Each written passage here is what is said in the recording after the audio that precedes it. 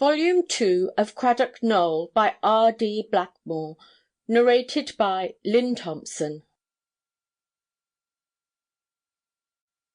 Chapter 1. It was a Tuesday evening when Cradock Nowell and Amy Rosedew signed and sealed, with the moon's approval, their bond to one another. On the following day, Dr. Hutton and wife were to dine at Kettledrum Hall, and the distance being considerable, and the roads so shockingly bad—"even dangerous, I am told, to gentlemen who have dined with me, sir," said Kettledrum, in his proudest manner—they had accepted his offer, and that of Mrs. Kettledrum, which she herself came over to make, that they should not think of returning until after breakfast on Thursday. In consequence of her husband's hints, Rosa felt the keenest interest in "that Mrs. Kettledrum." "Leave her to me, dear Rufus. You need not be afraid, indeed.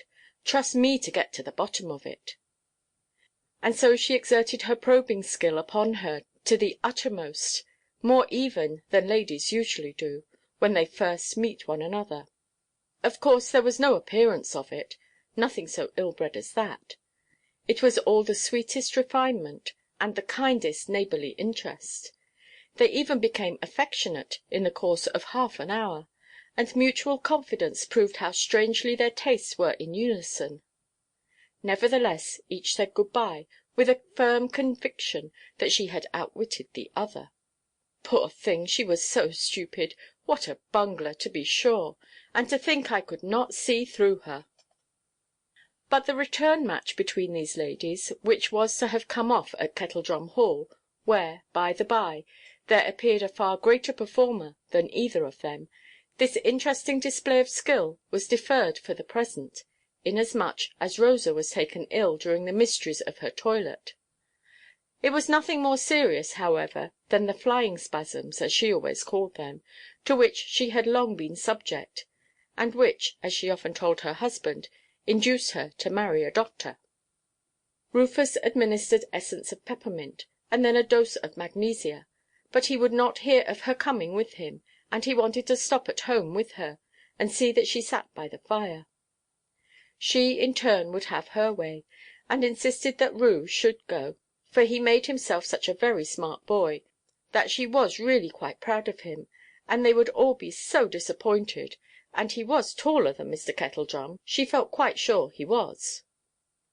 The bearing of that last argument I do not quite perceive, but dare not say that she erred therein, and to Rue it was quite conclusive.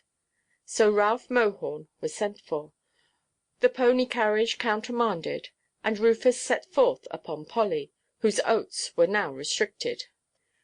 Kettledrum Hall stood forth on a rise, and made the very most of itself. Expansive and free, and obtrusively honest, it seemed to strike itself on the breast, as its master did, with both gables. A parochial assessment committee, or a surveyor for the property–tax, would have stuck on something considerable, if they had only seen the outside of it. Look at the balustrade that went, for it was too heavy to run, all along the front of it, over the basement windows. No stucco either, but stone, genuine stone, that bellied out like a row of Roman amphorae, or the calves of a first–rate footman. After that, to see the portico "de Sempedis metata," which "excipiebat jurum," not Arcton in this climate. No wonder, although it was rotten inside, and the whole of it mortgaged 10 fathom deep, that Bailey Kettledrum hit his breast, and said, "Our little home, sir." "Your great home, you mean," said Rufus. "What a noble situation! You can see all over the country." They had come to meet him down the hill, in the kindest country fashion, Mr. and Mrs. Kettledrum, like Jack and Jill going for water.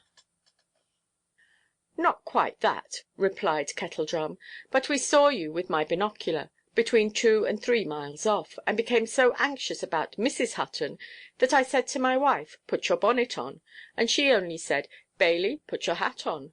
Nothing more, sir, I assure you; nothing more, sir, upon my honour." Rufus could not see exactly why there should have been anything more, but he could not help thanking them for their kindness, and saying to himself, "What nice people!" Sample complete. Ready to continue?